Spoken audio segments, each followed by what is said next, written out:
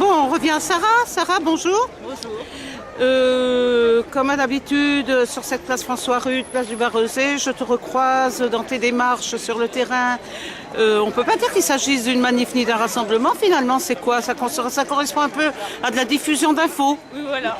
Tu prends un look à chaque fois plus ou moins similaire et puis différent. Aujourd'hui, c'est Émile Zola, donc par rapport à... La liberté de la presse. Voilà. Tu veux me dire quelque chose? La liberté de la presse, alors déjà en France, la France recule dans le classement de la liberté de la presse. Aujourd'hui, elle est 43e. Oui. C'est quand même pas terrible, hein. Ouh là là, ça baisse? Ça baisse, ça recule. C'est surtout dû, en France, c'est surtout dû à la protection des sources. Un problème. Généralement, la France est généralement condamnée par la Cour européenne des droits de l'homme parce qu'elle ne respecte pas la protection des sources. C'est quand même pas glorieux pour un pays, hein, les droits de l'homme. Il faudrait que les autorités d'aujourd'hui reconnaissent la protection des sources.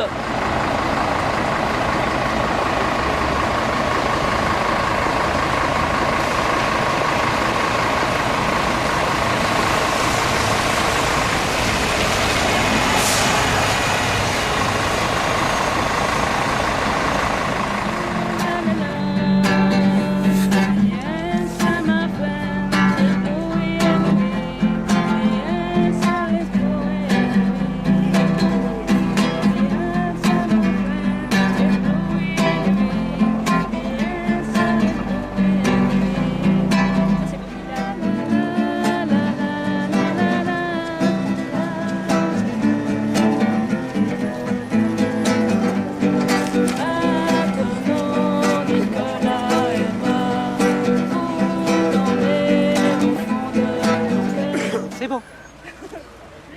Moumia Abou-Jamal, c'est le symbole dans le monde de la lutte contre la peine de mort, c'est le symbole des victimes du racisme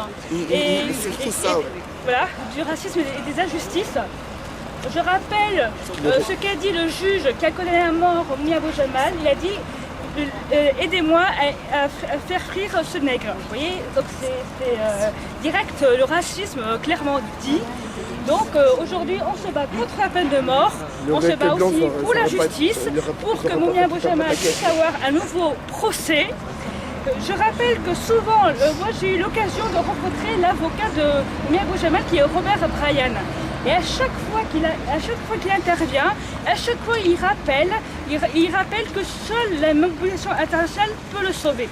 Robert Bryan est un avocat qui, dans toute sa carrière, n'a pris que des condamnés à mort. Il a toujours réussi à sauver les personnes qu'il défendait. Et sur Moumia Abou-Jamal, il a dit que jamais dans sa carrière, il a vu autant d'acharnement sur une personne. Et il rappelle tout le temps que comme les responsables en Philadelphie veulent qu'une seule chose, la mort de Moumia Abou-Jamal, la seule chose pour la sauver, c'est nous tous. Et d'ailleurs, je rappelle qu'en 1995 et en 1999, Moumia Abou-Jamal était sur le point d'être exécuté. Et c'est grâce à la mobilisation internationale qu'il a été sauvé. Donc, en espérant que cette fois-ci, ce serait possible. Et comme je vais dire par la formule de Barack Obama, yes, we can. Moi, je trouve l'affaire des chrétiens en Algérie, c'est que d'habitude, le gouvernement algérien le présente comme un gouvernement qui lutte contre l'intégrisme. Or là, ce qui s'est passé, c'est qu'il y a eu quelques chrétiens, soit qui faisaient pas ramadan, etc. Alors la justice algérienne a voulu arrêter ces chrétiens et organiser le procès en plein mois ramadan, se disant que peut-être les Algériens vont se lever contre eux. Mais en fait, ça s'est passé le contraire. Le contraire qui s'est passé, c'est que notamment en Kabylie, par exemple, en Kabylie, il y a eu un procès contre les chrétiens en plein ramadan. Et en fait, toute la ville s'est organisée pour les chrétiens, à tel point que le procès a dû être reporté, tellement qu'il y a eu des gens. Et pour ce procès, c'est pareil. Ça veut dire que la population algérienne, voilà, elle était tolérante. Voilà. Et c'est le gouvernement algérien qui a essayé de mettre la haine chez les gens. Et voilà. Donc, mais en fait, ça n'empêche pas que forcément on a une préoccupation par rapport au pays. En fait, c'est difficile d'avoir de s'intéresser c'est la force qui présente vivant, c'est la force qui présente vivant. Non. En fait, ce qui m'a surpris, c'est justement sa rapidité. Mais en fait, tout ce qui se passe aujourd'hui dans le monde arabe, pour la Tunisie, pour l'Algérie, pour tout le monde arabe, c'est qu'on savait qu'à un moment donné, les gens allaient se révolter. Parce que toutes les personnes qui s'étaient intéressées à ce pays-là, donc moi-même, quand j'allais en Tunisie, depuis 10 ans, en fait, à chaque fois que je allais, à chaque fois je sentais que les tensions montaient, en fait. Ça, c'est depuis 10 ans. Et à chaque fois, je me rappelle, j'ai même rencontré Malika m'a parlé du Maroc. Et j'arrive à parler de l'Algérie, voilà. C'est les 3 pays sont présents, puisque aujourd'hui nous sommes solidaires des 3 pays du Maghreb qui vont manifester donc, ce week-end. Il y a encore quelques mois, lisant les pages de l'histoire tunisienne des années 1930, je me mettais à rêver de revivre cette période où les débats sans tabou étaient vifs et nombreux en Tunisie. Au-delà de toute divergence, nous nous devons de nous solidariser auprès de nos frères combattants dans la rue au prix de sang versé et nous interpellant tous. Nous considérons que notre solidarité est essentielle et incontournable et le quasi seul moyen de leur tenir la main de l'autre côté de la Méditerranée. Notre engagement de soutien est aussi une obligation solidaire tant au peuple tunisien qu'algérien et marocain et que nous soutenons tous de la même façon dans tous ces combats et revendications.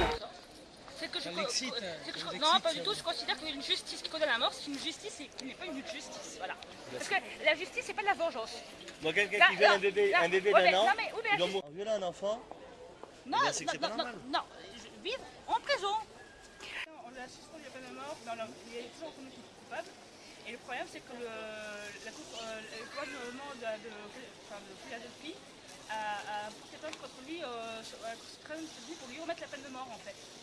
Voilà, le 9 novembre, c'est la cour d'appel de Philadelphie qui va dire peine de mort ou pas. Et le problème, c'est qu'après, il n'y aura aucun recours. Quoi.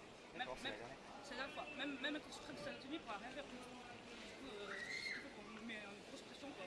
En plus, lui, cet avocat-là, en fait, il s'appelle Robert Bryan. Et en fait, il est abolitionniste. Et en fait, il fait comme mandataire en France, c'est-à-dire qu'il prend que des procès sur la peine de mort pour lutter contre.